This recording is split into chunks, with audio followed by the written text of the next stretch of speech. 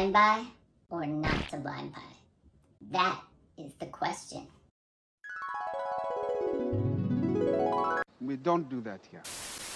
Alright, hey guys, welcome to the video. If you're new here, my name's Curtis. Today I'm going to be talking a little bit about blind buying. Now, do I recommend blind buying? The answer to that is absolutely not. Why is that? if you're looking to build a collection that you truly love, most of the times when you blind buy, you might like something or you might hate it, but the chances of you actually loving the fragrance that you've blind bought is slim. So the chances of me blind buying something and then loving it, it rarely happened for me. And that was the quickest way that I built a collection of just fragrances. I had a massive collection of fragrances, but I didn't love hardly any of them. So I had to get rid of those and start from scratch again. So now I sample. And that's the way to prevent building a collection that you don't really love. Now I have a solid group of fragrances that I absolutely love. Every fragrance in my collection I love. Sampling is the key to that. Now, what I will say, do I still blind buy? the answer to that is yes. Very occasionally.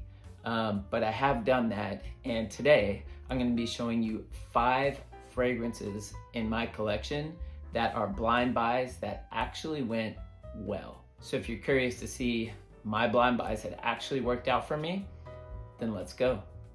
So first up, from the house of Amouage, we have Beach Hut Man.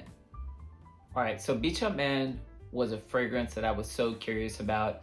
I had heard a few other reviewers talking about the fragrance, and so, I was intrigued. And I do trust the nose of the reviewers that were talking about this, so I wanted to get a sample. They didn't have any samples available, so I bit the bullet and I got it. But what I will say is this was love at first sniff for me.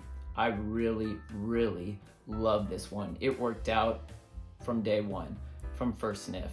What I really love about this fragrance is very green, slightly earthy, and you have like a mintiness here, and also the note of ivy. And I don't have another fragrance in my collection that features the note of ivy. This one does lean quite masculine, but it is very green, earthy, but also remaining fresh. There's a nice dose of mint in here, and also the ivy note gives it a uniqueness that I don't really see in any of my other fragrances, as they don't feature the note of ivy. So it makes this one unique to my own collection.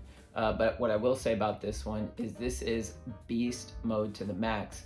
You only need 2 sprays at most, maybe 3 if you're planning on being outside most of the time, but you will fill a room. So be careful, be nice to the others around you. This one is crazy good and definitely an all-star in my collection. This is a 10 out of 10 easy. So yeah, if you can, get yourself a sample of Beach Hut Man by Amouage. Next up, from the house of Mancera, we have Vetiver Sentu. So with this one, I'm gonna give credit where credit is due, because I remember the reviewer that was talking about this, which got me intrigued. I was watching Equality Fragrances, EQ, shout outs to him. He was talking about this fragrance, and so I went ahead and bit the bullet, blind bought it, and it worked out. This is a stunning, very easy to wear, kind of soapy, fresh vetiver scent. You do get a slight earthiness here, but overall this is kind of citrusy, slightly green, all while remaining extremely fresh. Very easy wear. And if you're someone who's just starting to get into the note of vetiver, this could be a good place to start. It is, quite long lasting, as most Mancera fragrances are, but yeah, this is a great fragrance, especially for the spring and summer months. Now you could wear this any season, as it does have that strength to push through the colder weather. This one just smells extremely good. It's so pleasant, and you're not gonna offend anyone with this one. It's just very easy, light, airy, and quite refreshing in those warmer temperatures. So if you can, get yourself a sample of Vetiver Sentu by Mancera. All right, next up, from the house of Atelier des Ors, we have Rose Amouage. All right, so this one, I think I saw on Max Aroma, they were having a huge discount sale. And so I think, as you guys know, I love the note of rose. It's one of my favorite notes in perfumery. And I went ahead and bit the bullet, got it, and this fragrance is to die for. It's amazing. It's a very thick, jammy rose. It's kind of one of those rose oud combinations, but the oud in here isn't funky at all. So if you're not used to rose oud combinations, this might be a good place to start. So you get a heavy blast of jammy rose right from the get-go. But this one on my skin becomes, that patchouli note in here really pushes forward. So it's kind of in the dry down, that rose tones down, and that patchouli and sandalwood really push forward on my skin, but I really enjoy it. This is a non-linear scent. It does change. So like I said, it starts out very rose dominant, and then over time that rose fades and that patchouli and sandalwood push forward heavily on my skin. But I really enjoy this one. It's quite intriguing, and yeah, it's a lovely one. And not to mention Atelier des Ors. These bottles and the gold flakes are absolutely amazing. I love the design here. This is a stunner, a really good one. And usually you can find some really good deals on Max Aroma for this brand, Atelier des Ors. So yeah, you should check them out if you're interested in this brand. So if you can, get yourself a sample of Rose Amouage by Atelier des Ors. Next up, from the house of YSL, we have Tuxedo. All right, so the story for me in this fragrance is, it was a blind buy, but there's kind of I went down a different road with this one.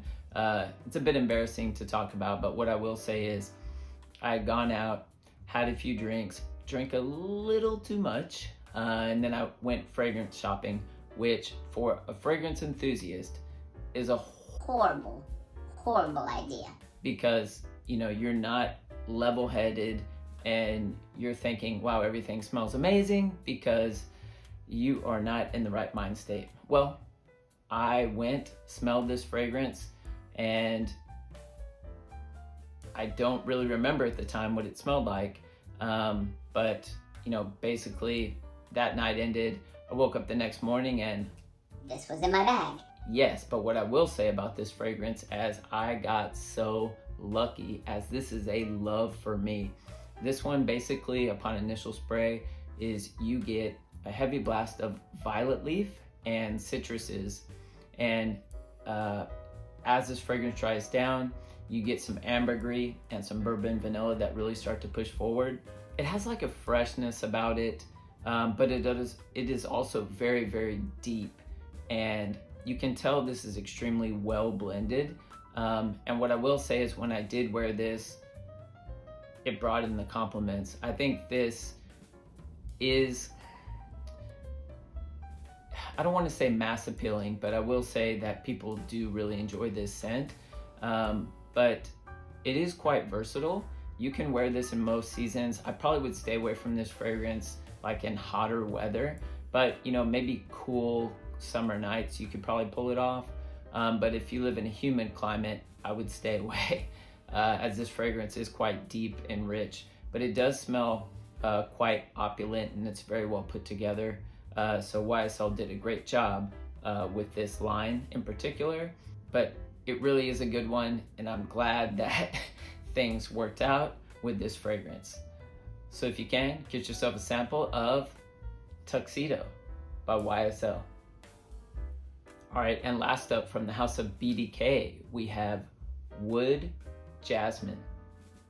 All right, you guys, so this, again, I didn't really hear any fragrance reviewers talking about this one, but I do enjoy the house of BDK, and I wasn't able to smell this one in the store because they didn't have it. You could only get it from online. So I bit the bullet, bought it from online, and oh my gosh. Basically, this is kind of like a fruity, boozy floral scent. So there's plum in here, and it's almost kind of like plum that's been sitting in a wooden barrel for a long time, so it's kind of fermenting and it's giving it kind of a boozy scent. But yeah, this one is so intoxicating. It's a good performer on my skin, and yeah, it's a stunner. So basically with this one, you get that plum and fruits in the top. Then the mid, it kind of goes through a bit of a floral phase with that jasmine. Then in the base, you get some patchouli and incense that really start to push forward. Man, this is a stunner. And I think this is one that doesn't really get talked about so much from BDK. I mean, usually, you know, you have Gris Charnel or the Extrait or, you know, like, what's the other one? Tobacco Rose get some love, or Ombre Safrano, but you don't really hear about wood jasmine all that much. And this is a stunner. I really, really enjoy this one. I think it's a very underrated one from the house. But yeah, it's a great one and I love it.